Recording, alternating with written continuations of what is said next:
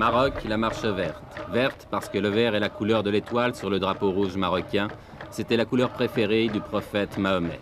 Et parce que cette marche est aussi une marche sainte. Du moins, c'est ce qu'on leur a dit aux Marocains quand on leur a demandé d'aller récupérer les arpents de sable colonisés par l'Espagne, le Sahara occidental, au cours d'une marche sans précédent dans l'histoire moderne.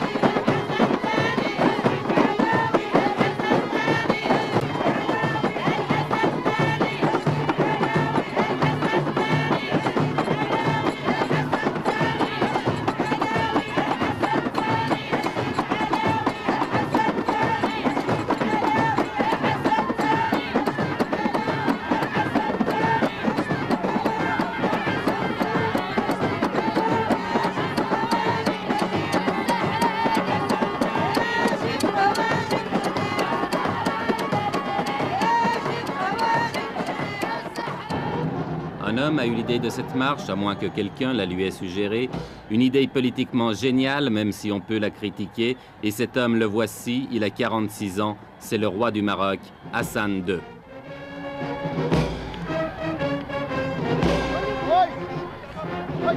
Avec la marche verte, Hassan II espère gagner sur tous les plans, faire oublier les problèmes intérieurs, se réconcilier avec son opposition, même de gauche, et surtout ressouder le peuple marocain dans un immense élan de nationalisme. On dit qu'il joue sa couronne dans cette opération et c'est vrai qu'elle n'est pas sans risque. La tension dans cette région du Maghreb est montée dangereusement et justement, le secrétaire général des Nations Unies, M. Kurt Waldheim, était venu ce jour-là pour en discuter avec le roi.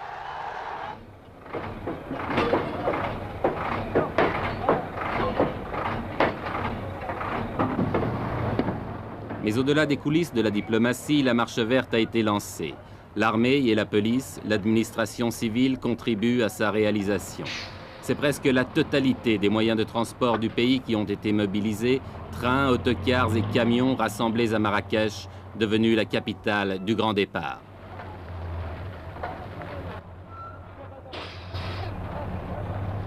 Pourtant, on ne peut s'empêcher de penser que c'est aussi la marche des gueux. La marche des paysans pauvres et illettrés, des chômeurs, des petites gens, de toute cette masse humaine qui obéit docilement à tous les mots d'ordre qui viennent d'en haut.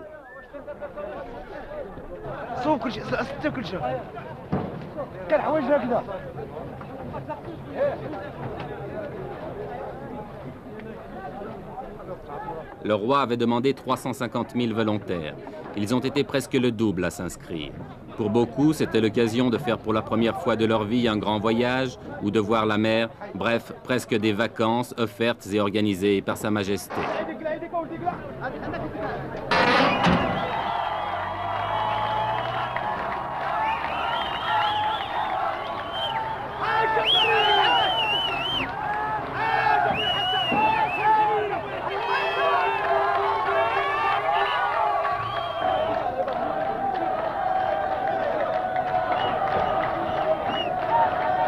À Marrakech, depuis 15 jours, chaque départ de convoi donne lieu à des scènes de ce genre et il en part plusieurs chaque jour.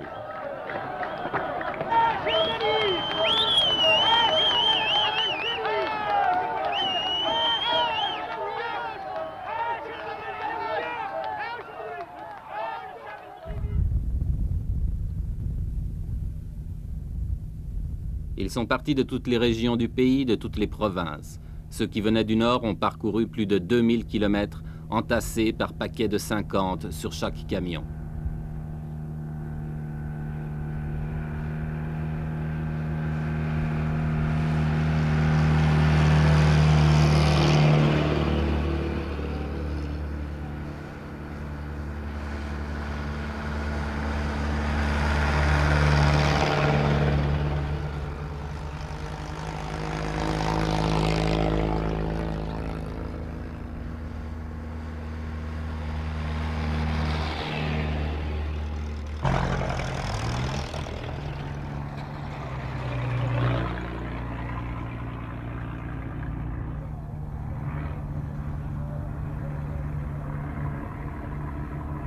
1000, 1500, 2000 kilomètres de soleil et de poussière, de chaleur et de soif, de fatigue. Mais tout a été prévu, sans doute depuis plusieurs mois, malgré le caractère spontané que le Maroc a voulu donner à cette manifestation. Ambulance, ravitaillement, essence, eau. En principe, les participants à la marche ne manqueront de rien. Une question, mais qui restera peut-être toujours sans réponse, quel sera le coût définitif de cette épopée? Avant le désert, un camp de transit a été installé à Agadir qui peut accueillir 30 000 personnes.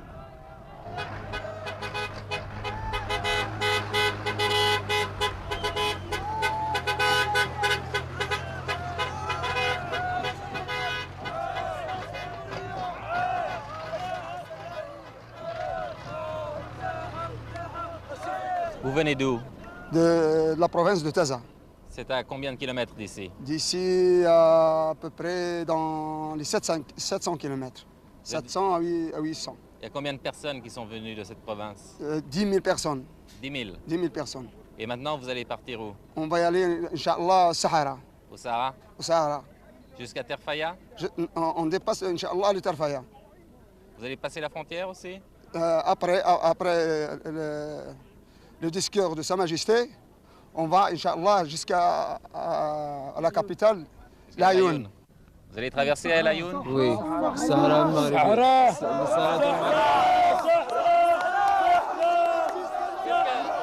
Qu'est-ce que ça signifie? Qu'est-ce que ça signifie le Sahara pour vous? C'est notre terre et notre pays. Nous traversons non pas l'Ayoun seulement, mais toutes les villes et tous les villages occupés par les Espagnols. On veut notre terre, on veut toujours notre terre. On veut notre terre jusqu'à la mort. Notre terre, c'est toute notre vie. C'est notre terre, ça y est. Vive le roi Hassan II! Vive le roi Hassan II! Vive le roi Hassan II! Vive le roi Hassan II! Vive le roi Hassan II! Vive le roi Hassan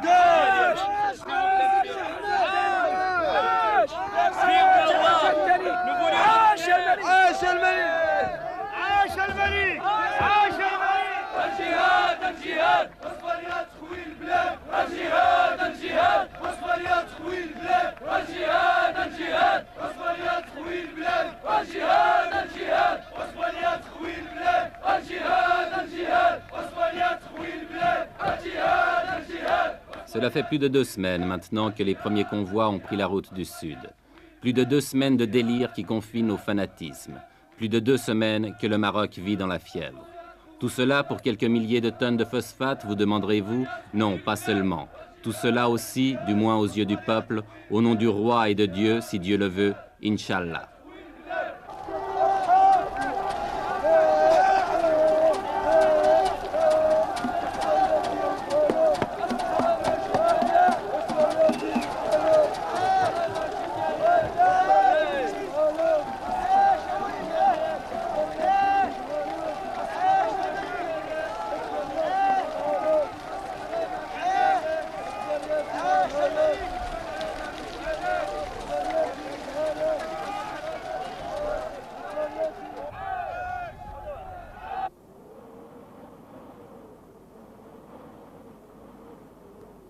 « 350 000 personnes lancées dans le désert, affrontant les vents de sable, reconnaissons que cela ne s'était jamais vu.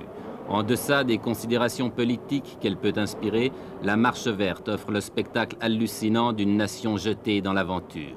Folie ou coup de bluff, impérialisme ou nationalisme, je l'ignore. Mais regardez ces images.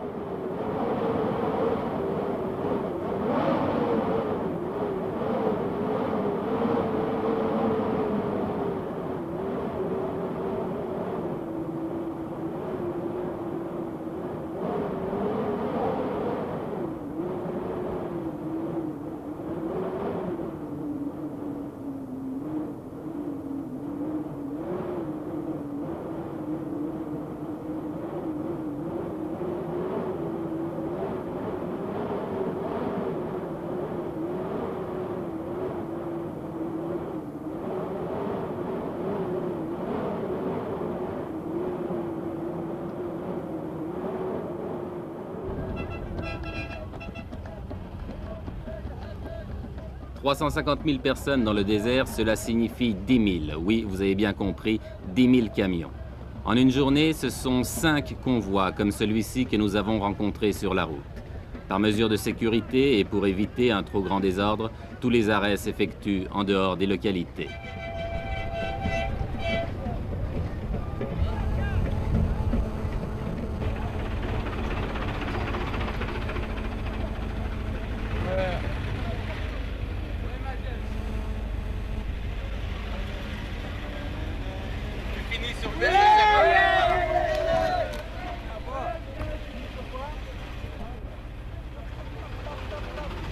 Chaque fois que nous dépassons un convoi, nous retrouvons la même atmosphère, une atmosphère de frénésie. Et chaque fois aussi que nous interrogeons les gens, ils nous font les mêmes réponses. Écoutez. Jusqu'où vous allez? Au Sahara. Oui, Sahara. Pourquoi vous ne laissez pas le peuple sahraoui s'autodéterminer, choisir lui-même? Parce que le peuple sahraoui est sous la domination du roi. Eh ben, comme vous dites, c'est... Sahara, c'est à nous. Non. Pour être juste, les Sahara nous ont cédé. Et les Sahraouis, ce sont des Marocains pour vous? Oui, c'est ça.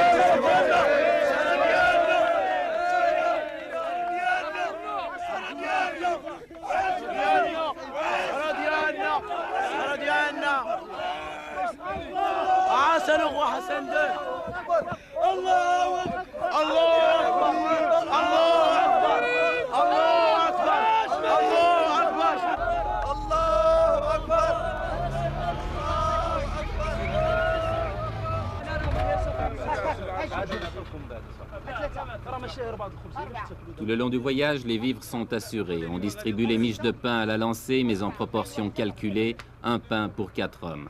Le convoi se ravitaille donc, puis reprend la route.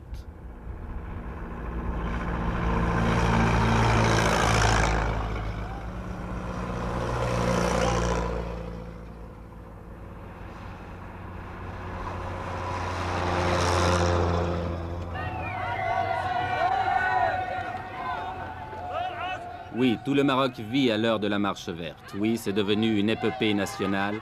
Chaque traversée de ville en témoigne.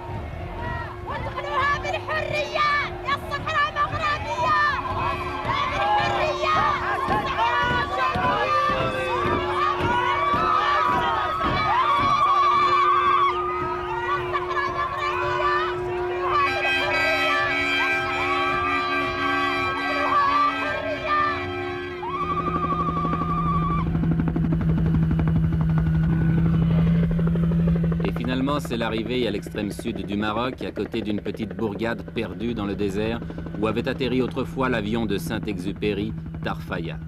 Tarfaya qui est maintenant devenu un gigantesque camp, dernière étape de la marche verte avant la traversée de la frontière qui délimite le Sahara espagnol.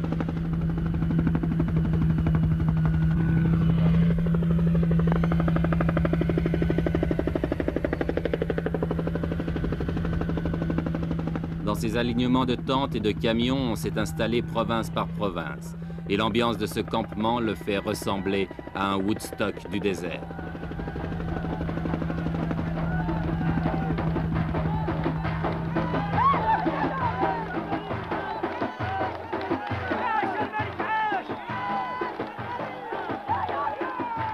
Car c'est tous les jours la fête, organisée ou pas. Ici, c'est la fête parce que le Khaïd, le maire de Tarfaya, est venu rendre visite à ses innombrables voisins. Lui qui vivait seul ou presque dans son bled oublié au fond des sables, que doit-il penser de ce fantastique rassemblement ?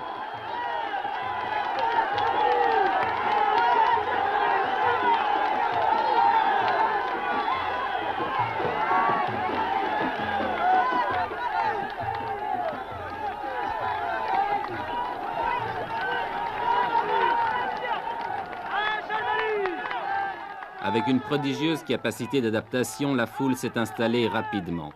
On a nettoyé le sol des cailloux pour en faire des clôtures, on a dressé des tentes de fortune, et il ne reste plus qu'à tuer le temps en attendant l'ordre du roi pour se remettre en marche vers les terres spoliées.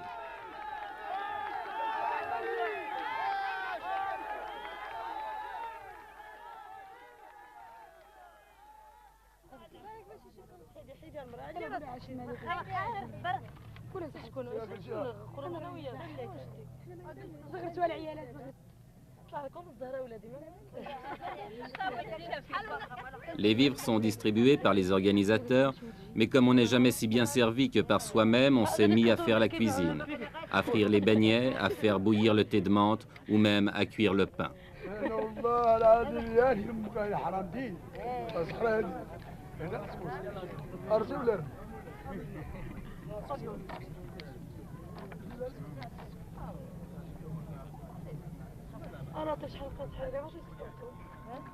Ici et là, les 1001 petites occupations de la vie quotidienne.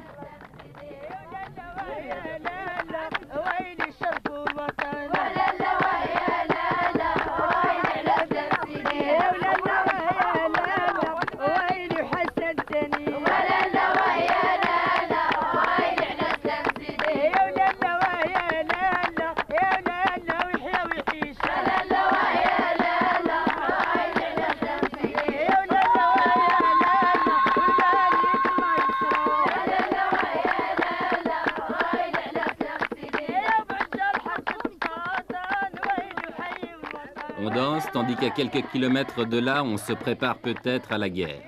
L'Espagne, depuis le week-end dernier, a tout à coup durci sa position et ne semble plus du tout disposée à laisser pénétrer la marche verte sur son territoire. Que va-t-il se passer? Mais qui se pose ici ce genre de questions?